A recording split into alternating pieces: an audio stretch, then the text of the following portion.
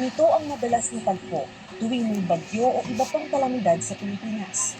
Sa latest global report ng Internal Displacement Monitoring Center o IDMC, pangatlo ang Pilipinas sa may pinakamaraming naipalang displacement noong 2023. Mahigit 2.5 million Filipinos ang na-displace o kailangang lumikas dahil sa natural disasters. Sila yung mga napilitang umalis sa kanilang tirahan dahil sa mga naranasang kalamidad. Climate migration. Ano ito at sino ang apektado? Here's what you need to know. Wow.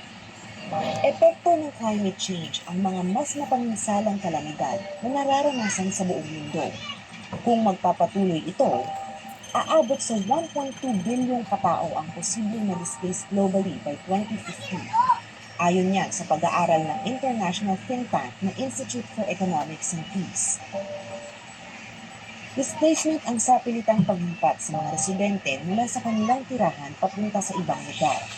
Climate migration na maituturing kung ang paglipat at pag-alis ng isang komunidad sa lugar ay dahil sa epekto ng climate change. Halimbawa, yung mga nakatira malapit sa coastal areas na at risk sa pagtaas ng sea level at storm surge. O di kaya yung mga nire-relocate mula sa lugar na prone sa pagbaha. Meron ding lumilipat dahil naaapektuhan ng climate change na kanilang